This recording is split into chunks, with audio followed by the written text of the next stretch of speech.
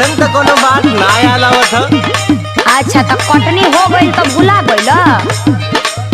ओहो, अरे बताइबू कि बुझनी बुझाइबू? आ तू का इतना भूमिका बनावेलू हो? कौनो बात सीधे सीधे ना बोल सकेलू?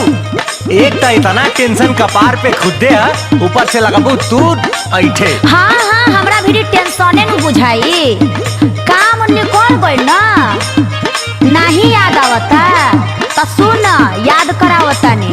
हाँ हाँ बताओ तो तनी। खाली फुसिलाई के करबला कटनिया हो, खाली फुसिलाई के करबला कटनिया हो, कहि के दियोला ना झोलनिया ना।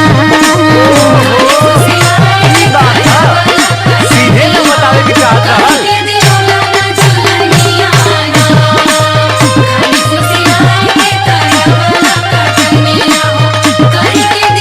याद आइल लो? अरे पागल, उ तो हमरा यादे बा, लेकिन कुछ दिक्कत बा। अरे सबर का फल मीठा होला, आ तहरो के मिली सबर का फल, आज ना तो कल। हाँ तो सबरे नु करतानी। धनवा के भाव तनी बढ़े दे तू धनिया हो, धनवा के भाव तनी बढ़े दे तू धनिया हो, तोह के बढ़ाई बैठू ना मिजाना। के भाव तनी बढ़े दे तू धनिया हो, धनवा के भाव तनी बढ़े दे तू धनिया हो, तोह के बढ़ाई बैठू ना मिजाना। धनवा के भाव तनी बढ़े दे तू धनिया हो, तोह के बढ़ाई बैठू ना मिजाना।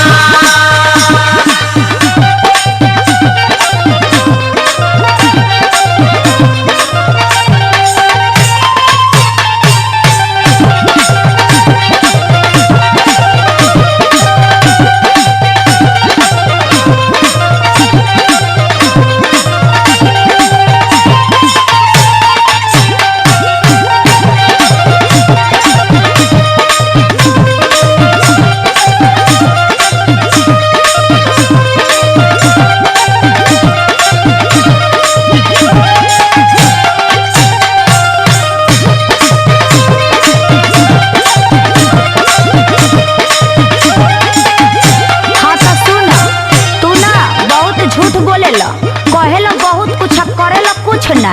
अरे पगली, अरे तू ही हमार हीरा है, तू ही हमार मोती है, तू ही हमार दाल है या तू ही हमार रोटी है, सब कुछ तू ही न है। अरे इतना मेहनतिया तू रही बजे न करीला। हाँ तो सुनियो ला, बहुत पैबा तो प्यार के न रस पैबा, रात से जिया पे रजऊ तो रस जइबा।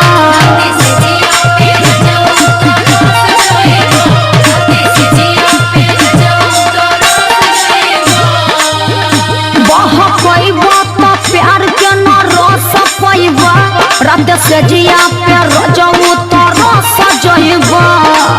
हमारा से चली ना तो हार बाई मनिया हो, हमारा से चली ना तो हार बाई मनिया हो, कहि के दियोला ना झुलनिया ना।